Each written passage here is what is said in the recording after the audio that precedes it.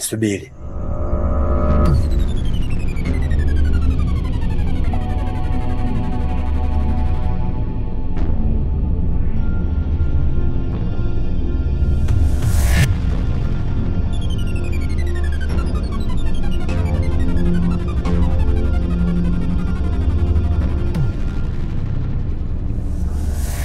Ile ni awamu ya kwanza. Awamu ya pili inafuata.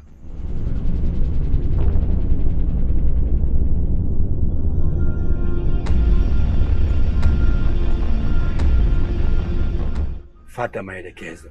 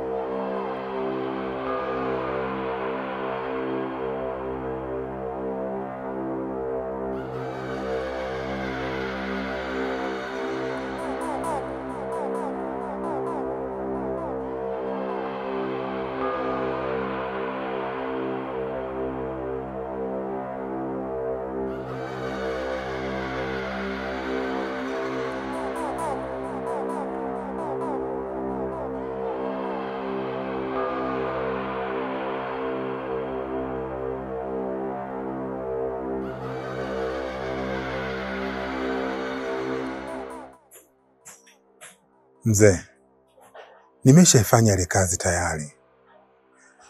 Na hapa ninapokuambia mwili upo ndani. Hiyo ni hatua ya pili. Hatua ya tatu inatakiwa uoshe maji mwili, kisha maji yake uniletea asubuhi. Hilo ni agizo, na kitakachobadilika kwake ni nafsi. Tunambadilisha nafsi.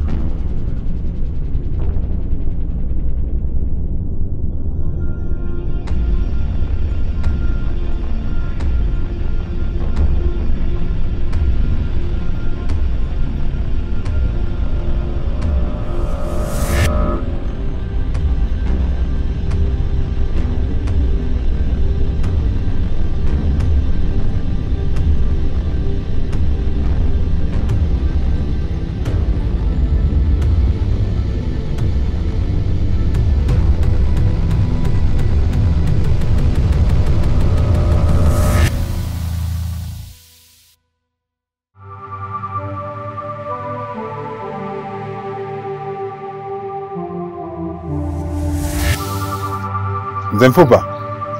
Mzee Mfupa.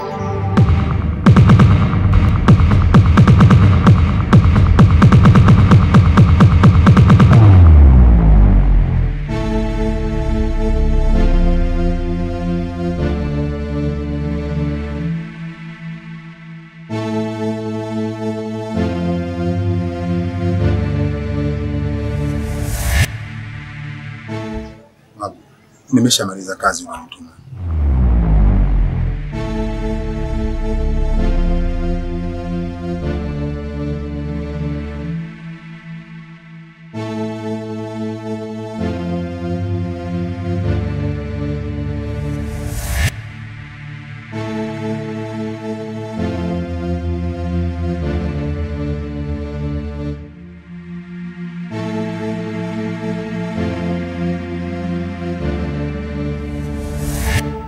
Unatakiwa uchukue maji uende ukaoge. Na hicho kitambaa utajifunga. Mzee Mfupa. Maji nimeoshea maiti hayo. Nimeshasema chukua maji uende ukaoge.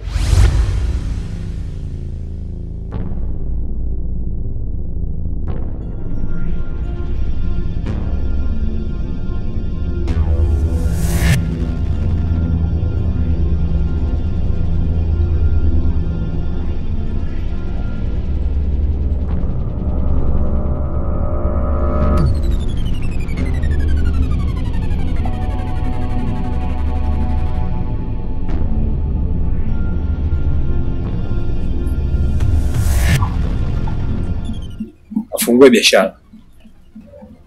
Mteja wa kwanza, mteja wa pili, mteja wa tatu, funga biashara yako. Pesa utakazozipata ndio nazo hapo.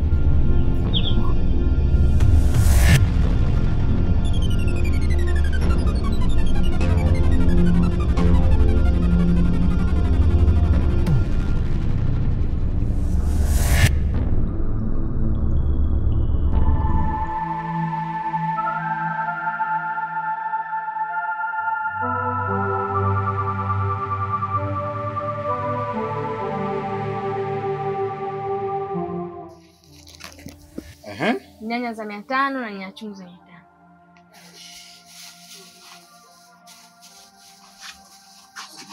Usijari mteja wangu, usijari. Bosi sasa hivi una bei, yani ushushe hata bei. Hamna. Mwanda ule nyanya 2. Napata shida kweli sasa hivi jinsi ya kuzipata hizi. Bosi ongeza basi hata nyanya chungu moja. Siku nyingine bwana, siku nyingine nitaongeza.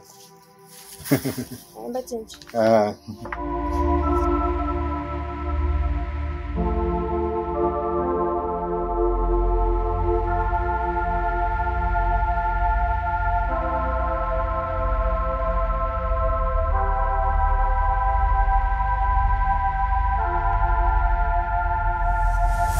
Alafu wewe mama yako mtata. Ukamuulize vizuri.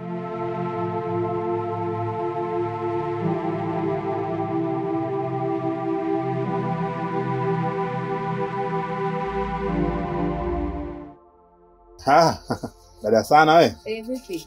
Wema bwana, vipi hali? Safi, naomba nazi. Nazi. Naona nazi leo nzuri sana.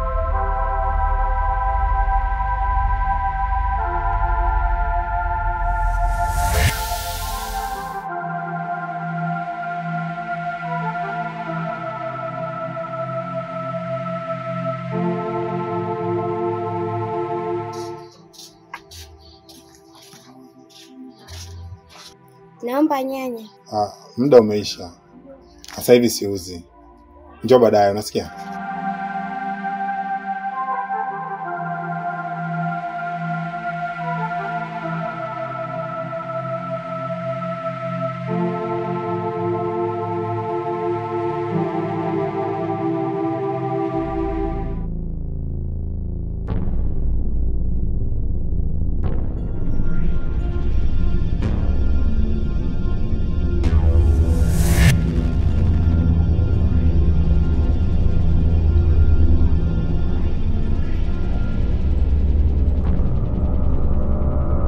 Babu, nimeshafanya biashara tayari. Pesa uliyoipata nenda kafanyie mahitaji. Mgeni wako anakusubiri nyumbani.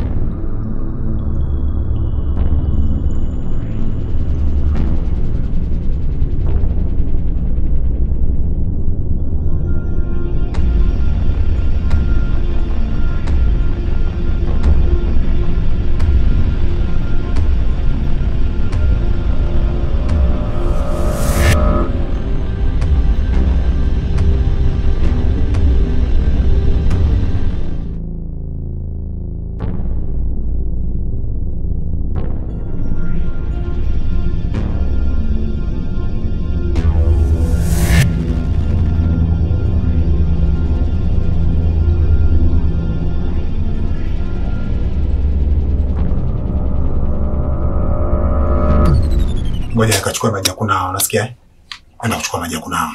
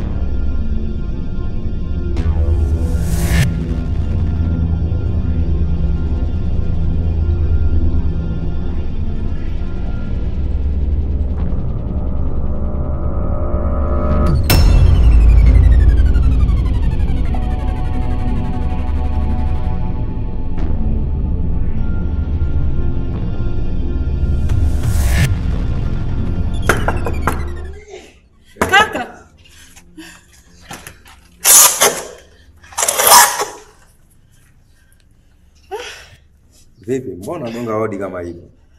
Nimekutana na vijana njiani. Wameniambia kwa kule kaburi kumefukuliwa. Kaburi?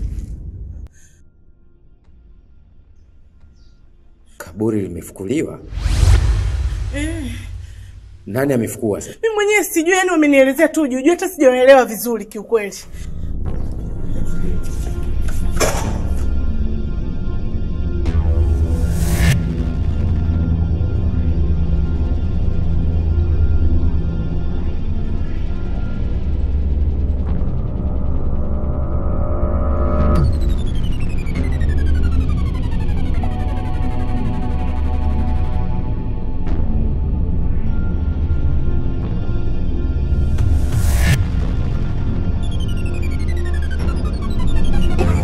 Mnyama inakuwaje anakuja kuchimba kaburi afa anatoa maiti?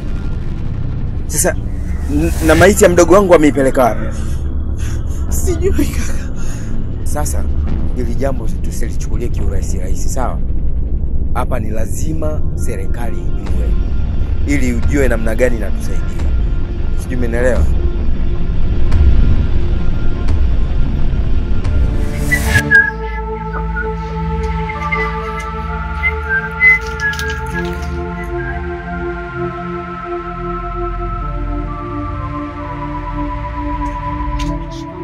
Marhaba, ujambo? Vitunguu? Wewe. Mama jambo lakini. Mwambie atokei hata kuja kuniona, anikumbuki. Hata kunisalimia bwana. Haya. Shikamoo. Marhaba, ujambo? Mama nyanya za 500. Skola umetumwa nyanya? Haya baadaye msalimie mama Haya. Rajioni. Amina wewe. Wewe unakuja jioni hata kuja nikunisabai. Nini? Naomba kitunguu na ndimu. Kitunguu? Na ndimu. Nikuongeze? Vinatosha. Mimi nikuongeze bwana. Nikuongeze. Napongeza pilipili. Sawa. Asante. Vipi kiongozi? Mabebe. Heri. Unaona kuna udambo nipe kitunguu. Kitunguu. Kitunguu bwana nikakorofisha kidogo. Haina shida, ndo mambo. Nakuona sasa upo vizuri. Mambo saiba.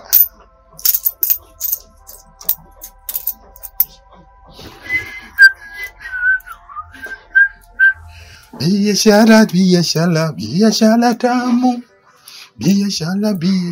Biashara tamu.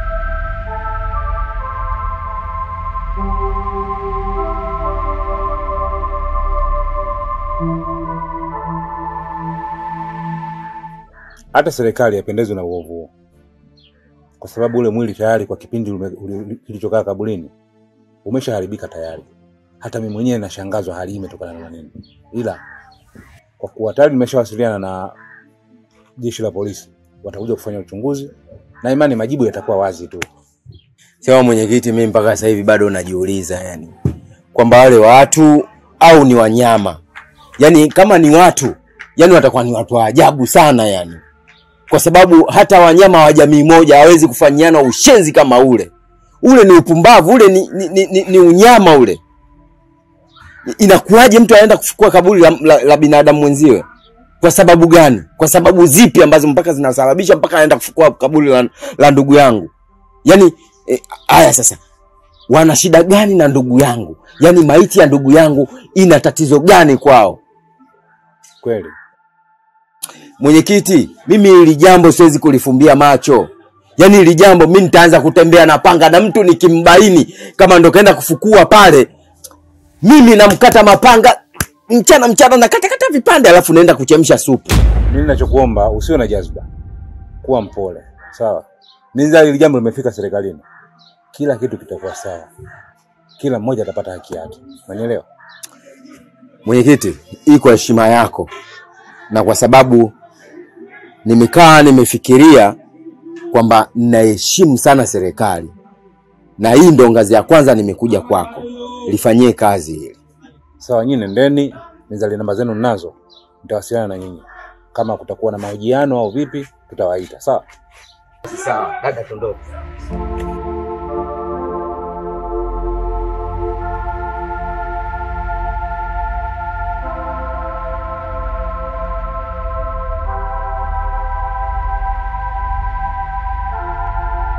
Sasa inabidi wewe urudi tu nyumbani. Wewe nenda kapumzike, lakini tuliza jazba. Hili jambo litakaa tu sawa. Nafikiria wao wana nguvu.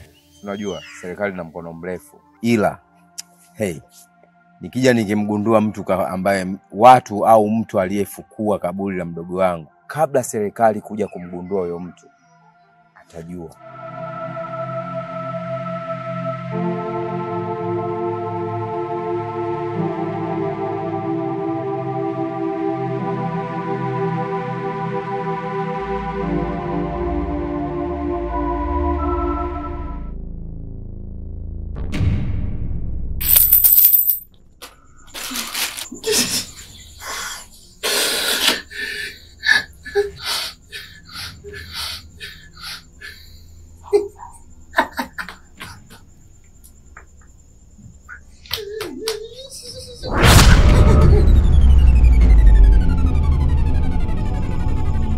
Mzee Mifupa.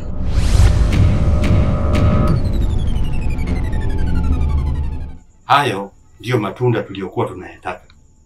Sasa utakiwi kuishia hapo. Kinachotakiwa kuuza biashara yako.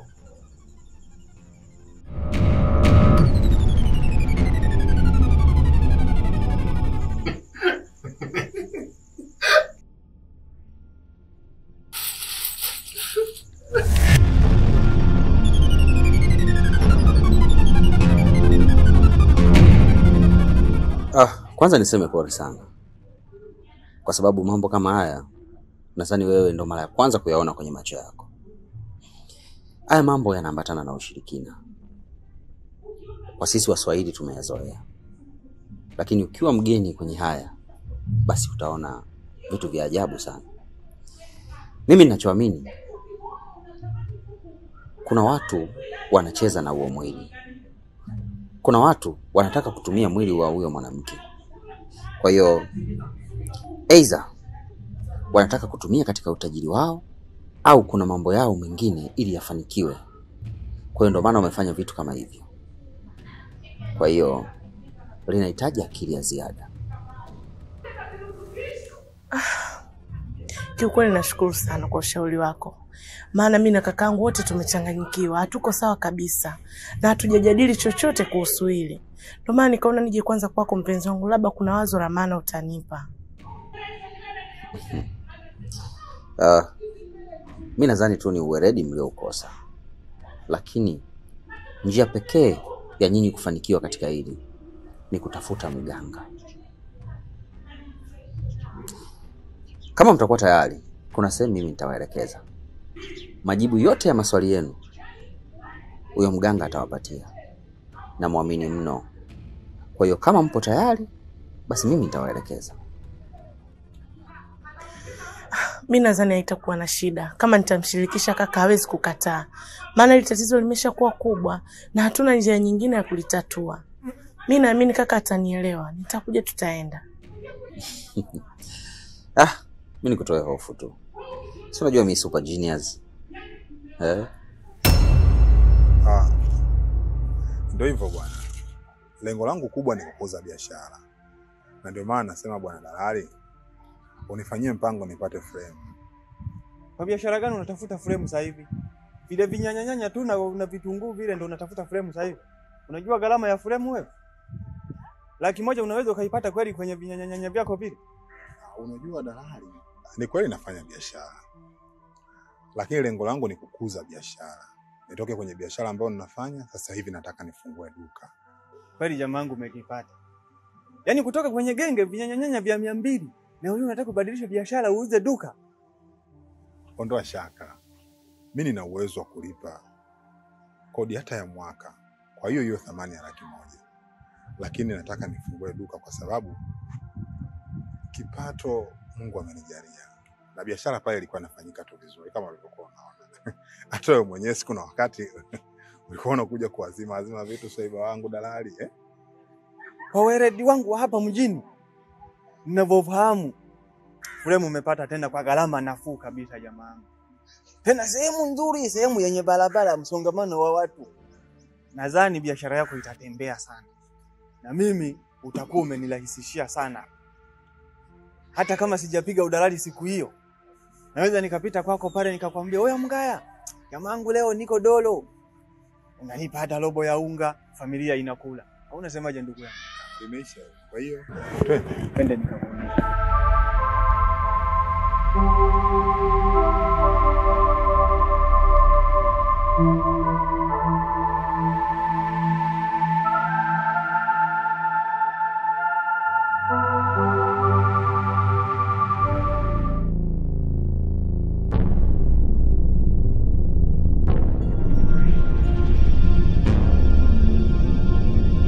Pole sana. Hilo tatizo ambalo umelizungumza hapa ni tatizo kubwa sana. Na hilo jambo sio la kibinadamu. Kwa maana mwili umefukuliwa, lakini sio wezi wala sio namna nyingine yoyote. Bali umefukuliwa kwa sababu ya uchawi. Ushirikina. Na kilichomponza ndugu yako ni nyota yake. Ana nyota kali sana. Hivyo hao walomfukua watamani kutumia nyota yake ili kupata utajiri. Tamaa yao kubwa sana. Watamani kuwa watu wakubwa wenye pesa nyingi sana. Ila baada ya kwenda kwa mtaalamu wao wakaambiwa wafanye hicho chokifanya. Sasa nakusikiliza. Tufanyeje? Mimi ninachotaka tu ndugu yangu arudi. Yaani arudishwe mule alipotolewa kwa sababu sisi tulimzika na tuliamini kuwa amepumzika kwenye nyumba yake ya milele. Hicho tu mtaalamu. Mama baya baya, binadamu wabaya, mama baya, binadamu wabaya, mama baya, binadamu wabaya, mama mabaya, binadamu wabaya.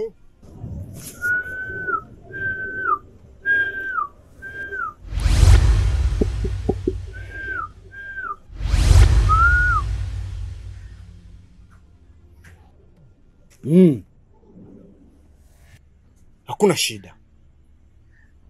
Nimejaribu kuona naweza kufanya nini. Nimeona cha kukifanya. Wewe nenda nyumbani. Ila ikifika saa 8 usiku, kuna ishara utaiona. Njoo niambie. Usijali. Hatuweza kumfanya kitu chochote kile. Mimi ndio Kundanda. Unaweza kwenda. Sawa. Mama wabaya, binadamu wabaya, mama wabaya, binadamu wabaya, mama wabaya, binadamu wabaya, mama wabaya, binadamu wabaya, mama wabaya, binadamu wabaya.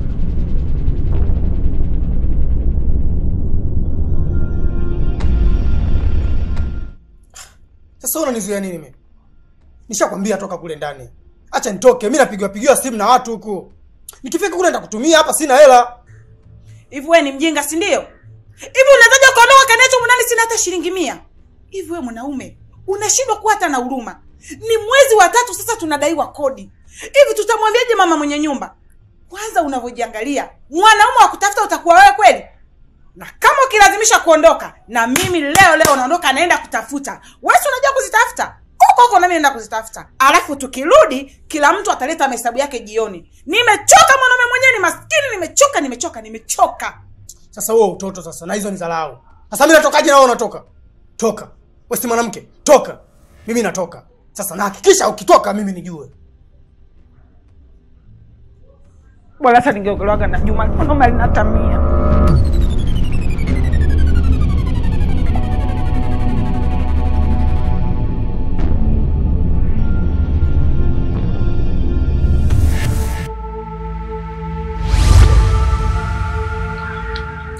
Ngai.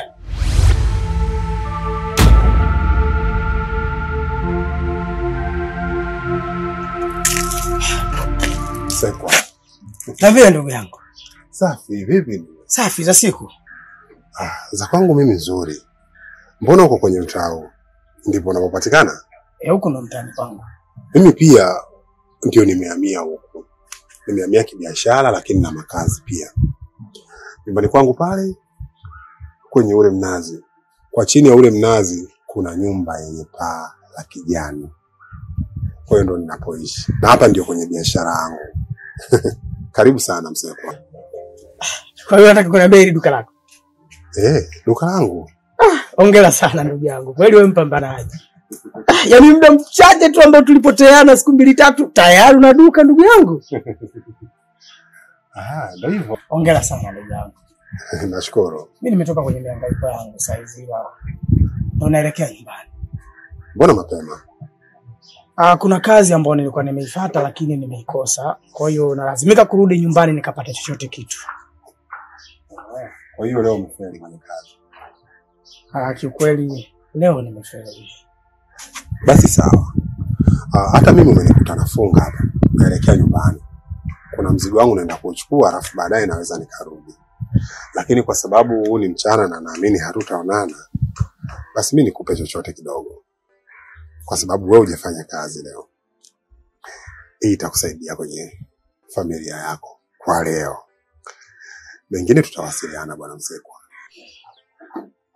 Asante sana ndugu yangu. Yaani hapa kiukweli alo umenisaidia. Yaani kwa sielewi leo naenda kuishi vipi. Usijali. Basi sawa. Karibu tena. Uwe na siku njema.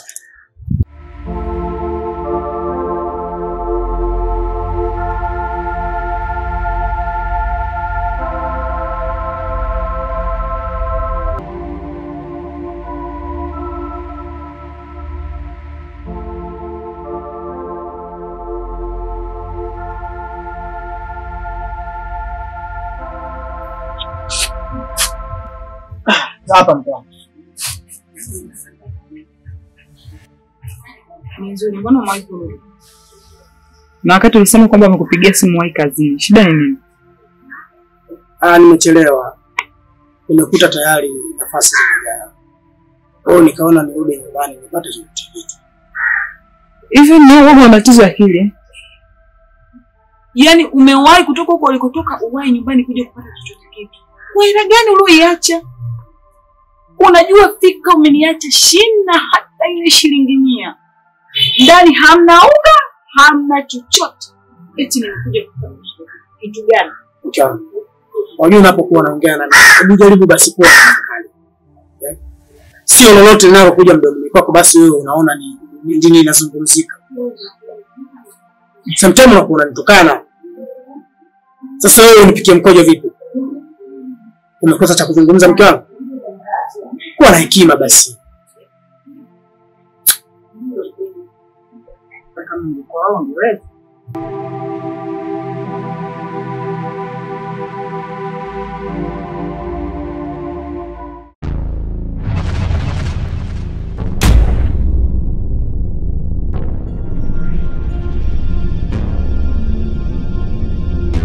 Una matatizo gani?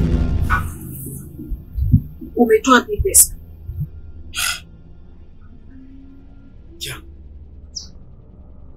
Si nimekwambia nimekutana na rafiki yangu ambaye tumekutizana kwa muda akanipa hiyo hela. Hii pesa sio salama. Hii pesa sio ya kawaida. Naomba urudishe ulipoitoa. Sitaki kabisa hiyo pesa. Sitaki, rudishe. Sikiliza kwanza, wewe uliona wapi alamu ya pesa? Mbona wewe ushiwi visa mke wangu? Nimeondoka hapa tumegombana kisa hela. Nimekuja na hela unasema tena sio hela. Sasa wewe ni kuweka katika kipengele kipi sasa? Mume wangu nakwambia hii pesa sio salama kabisa. Yaani bora rudi ukafanye kazi lakini sio kwa hela. Hela hapana.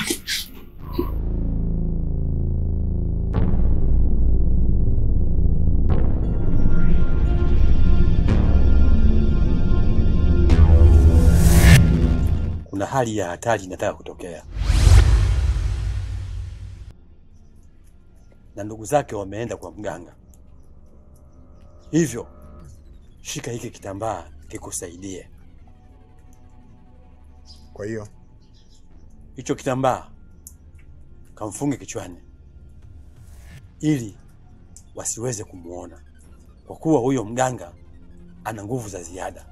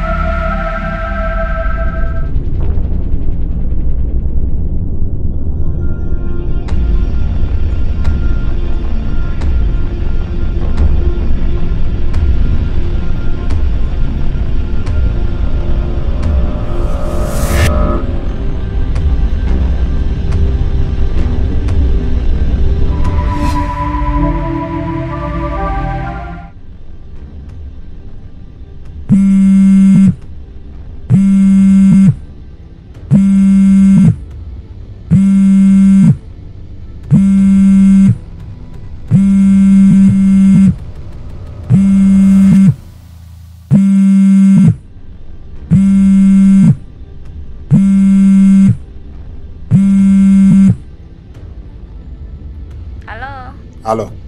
Mimi nimeshafika stendi hapa. Uje unichukue. Sawa nakuja. Sawa.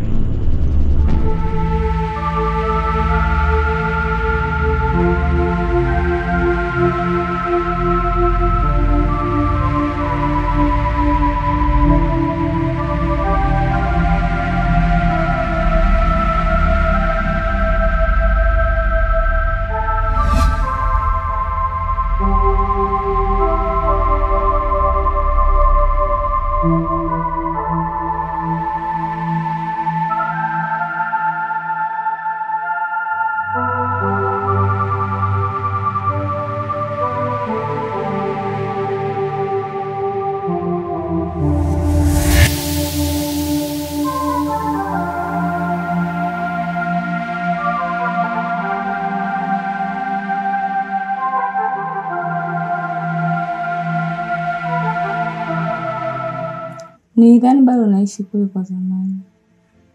Imekuwaje huko hapa? Hapa mimi nilinunua baada ya maisha kidogo kubadilika. Kwa hiyo hii nyumba mimi ni ya kwangu. Unataka kuniambia umejenga? Nimenunua. Na pesa najengaje mke wangu? Halafu umefanya yote hayo, umepiga hatua kiasi. Mbona hukuniambia? Na unajua mimi nimetoka nyumbani kwenda kufanya kazi za ndani. Hivi unataka kuniambia hujui changamoto za wafanyakazi wa ndani? Kwamba wanatesa, wananyanyaswa. Maisha yako yamebadilika, unanisahau mimi. Sasa nakuhakikishia, nimechoka kufanya kazi za ndani. Nahitaji kurudi hapa, tuendelee kuishi.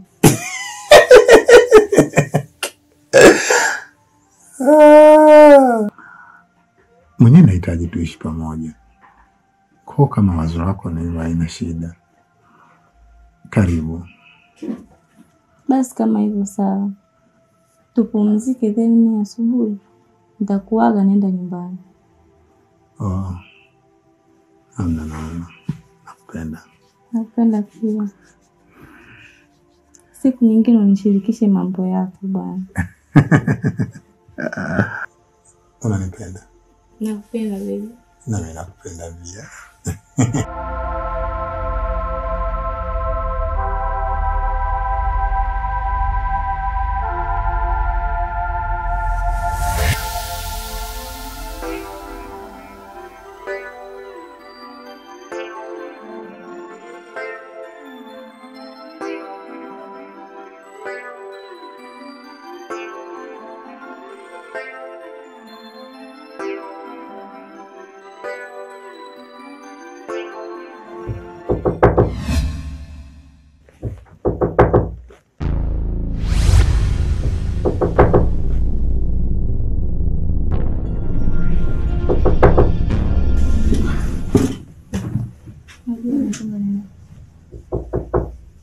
Sijui. Hebu ngoja nikamsikilize.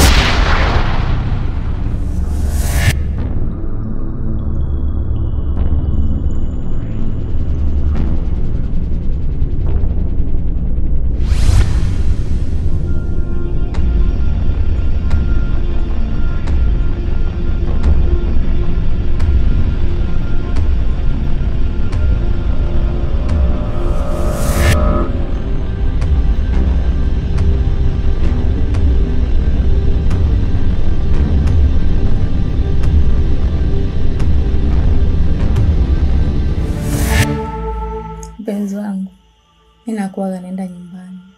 Na nilipotoka kule nimefikia hapa kwa kuwa nilikumisi. Kwa hiyo nilikuwa naomba niende nyumbani, imradi wakanione tu. Then nitarudi kwa ajili yako. Lakini unajua nimekumisi sana. Na tangu uondoke ni siku nyingi. Kwa hiyo nikuombe tu urudi. Usijali. Nitarudi kwa ajili yako, ila acha kwanza niende nyumbani. Okay.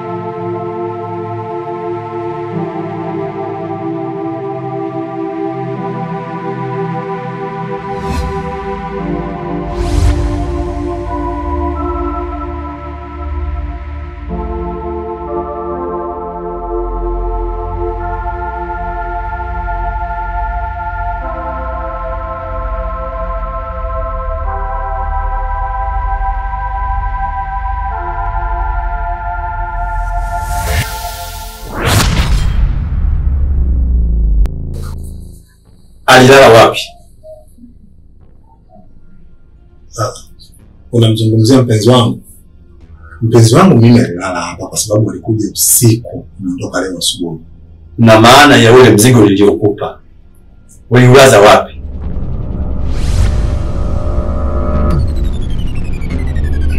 Nililaza hapo ukumbini tu, sababu mimi mwenyewe nilikuwa na mgeni. Alikuja kuanzia usiku, ameondoka muda sio mrefu asubuhi. Wewe ni mjinga. Ule mzigo hutakiwi kulala sehemu yoyote, isipokuwa unatakiwa ulale humu ndani. Na kwa kuwa hata kama akilala humu ndani hawezi kuonekana na mtu yoyote.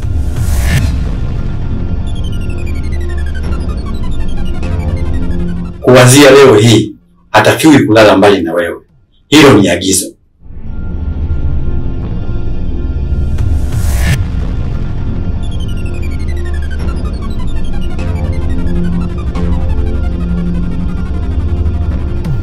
Mjukuu wangu,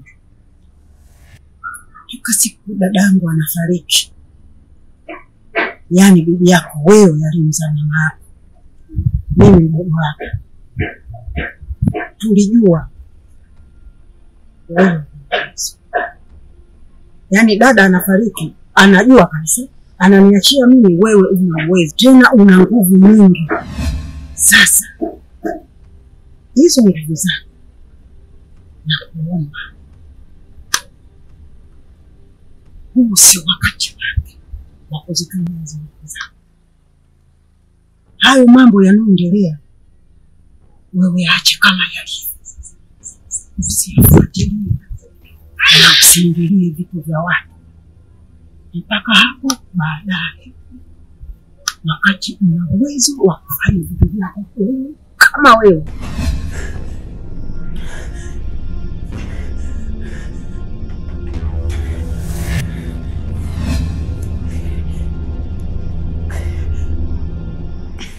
Mke wangu vipi?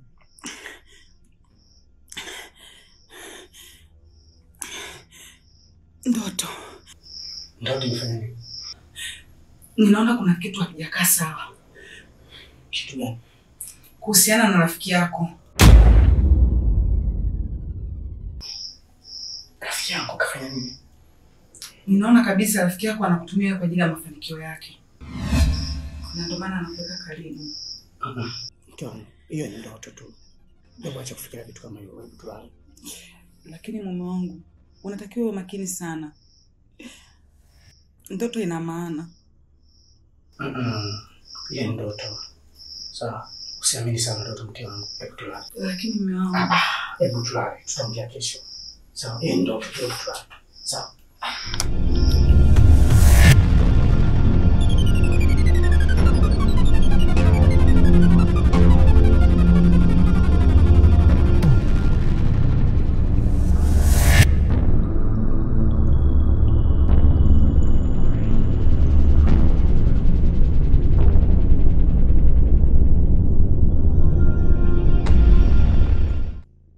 Mgaya,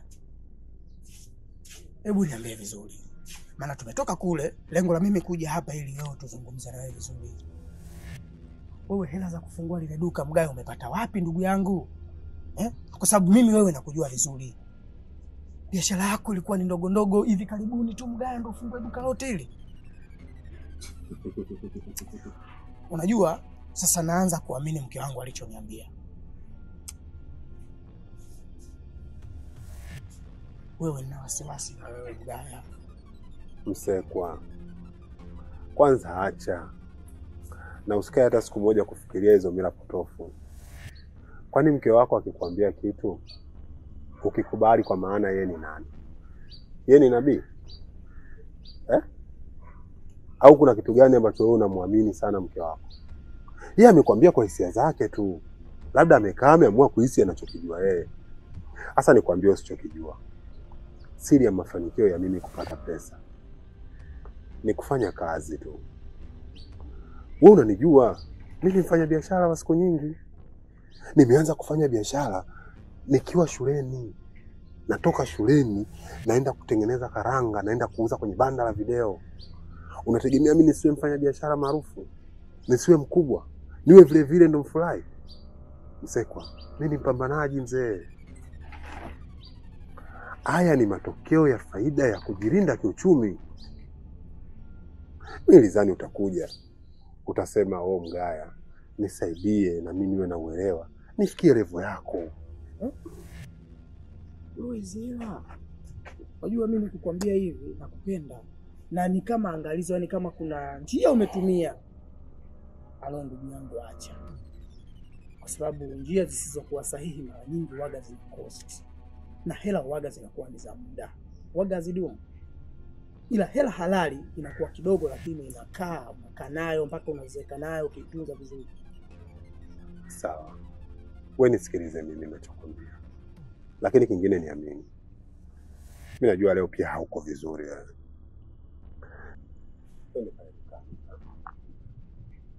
Nikakupatie mchere kidogo, unga na sukari, hata kakimkate tu hivi, ili ukainusuru familia nyumbani. Mimi ukajipamue kidogo.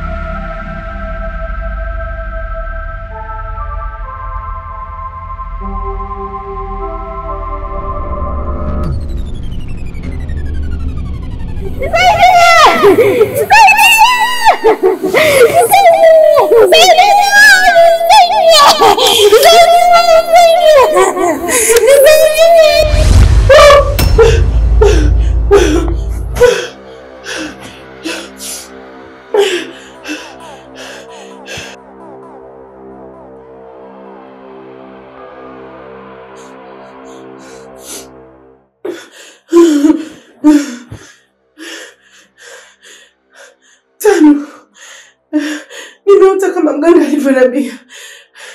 Nimemwona mdogo wangu Umi. Tena ananiita ananiomba msaada.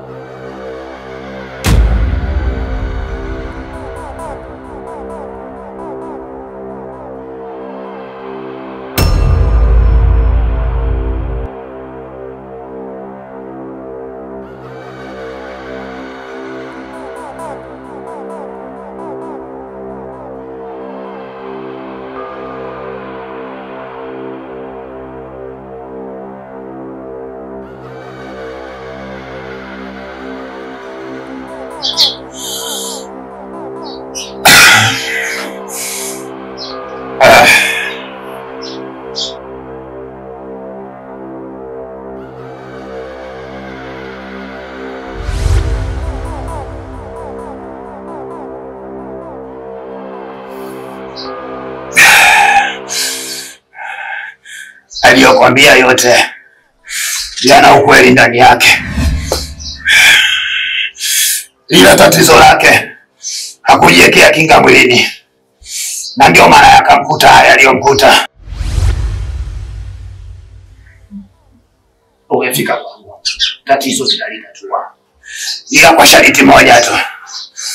Unatakiwa ukitoka hapa usifike nyumbani kwako, nenda moja kwa moja mpaka makaburini, ukaniletea mchanga katikati ya kaburi. Ndio tutaianza hiyo tiba. Umenielewa?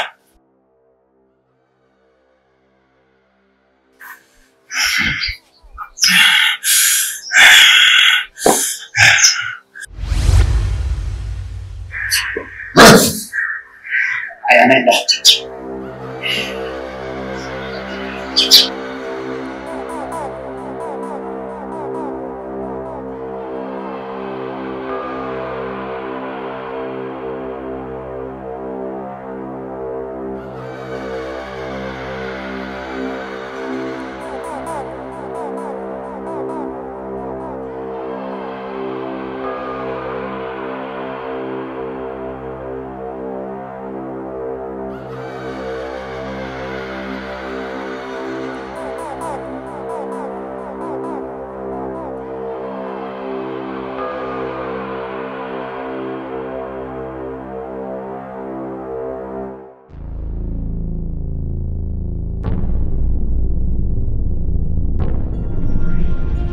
mzee, maiti tayari ndani mshazi.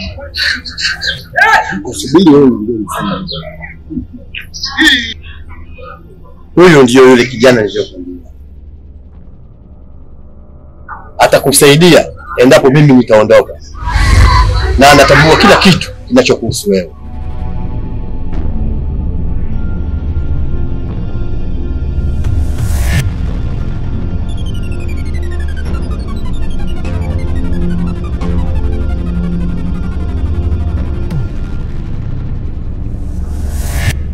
Twende nyumbani.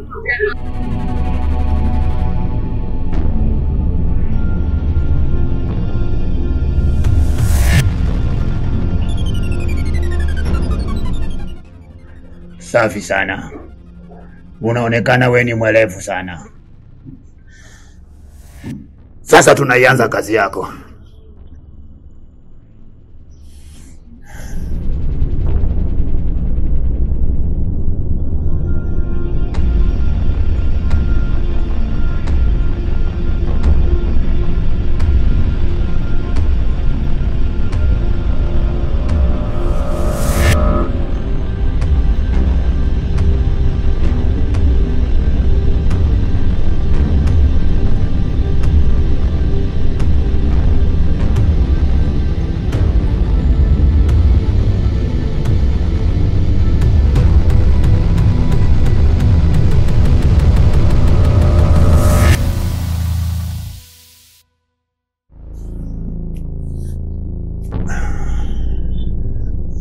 Umeona?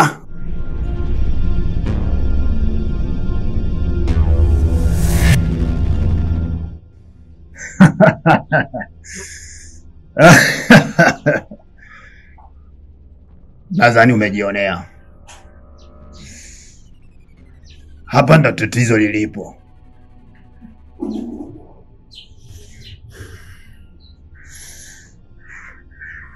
Kazi iliyobaki ni kufuatilia wapi wanapoishi. Ndipo nitakapoianza kazi yangu.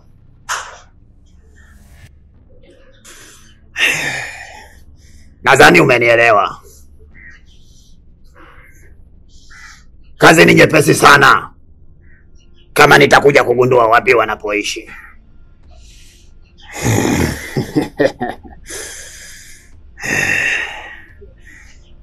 Kwangu mimi hakuna kinachoshindikana.